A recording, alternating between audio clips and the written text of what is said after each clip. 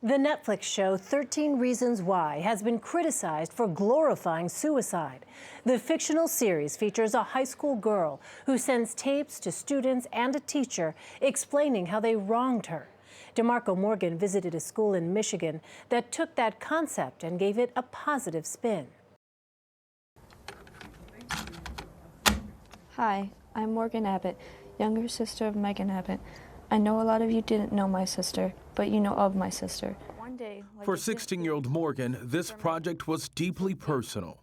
My sister ended her life on May 31st, 2013 while she was a freshman here at Oxford High School. She had friends and she had a family that loved her so much. She's one of several students at her high school who recorded their stories to broadcast across their campus every morning for 13 days.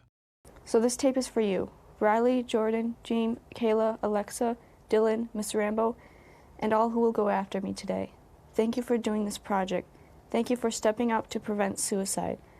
Hey, it's Hannah. The project was inspired by the controversial Netflix show 13 Reasons Why. But unlike the show, in which a girl sends tapes to students who led her to commit suicide, students at Oxford recorded tapes calling out people who gave them hope.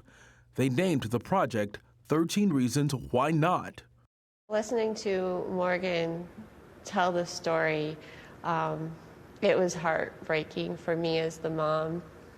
It's to hear that your daughter has to tell your first daughter's story because she's not here to do it herself. Amy Hafley is the mother of Morgan and Megan. Megan committed suicide 4 years ago, just outside the school.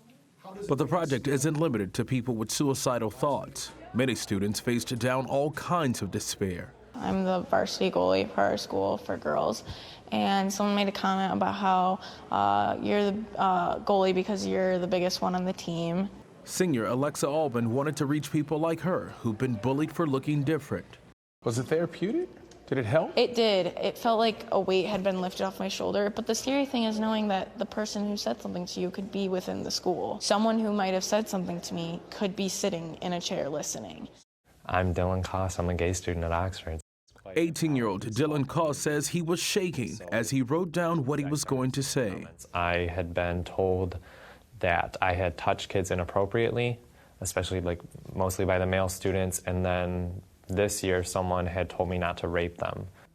So this was the first time that you came forth with this story? Yes. Powerful. Yeah, very powerful for me especially.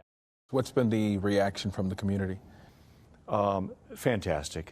Todd Dunkley is the principal of Oxford High School. The safe harbor is such that, for example, one young man this morning came forward saying, I went home and talked to my parents. I've been hiding from them that I've attempted suicide myself. They didn't know that, and I couldn't find a place for my feelings. I knew you were going to cry. Amy Hafley is glad the show inspired the school to honor her daughter again. I am so proud of this project. I wish we had it 4 years ago.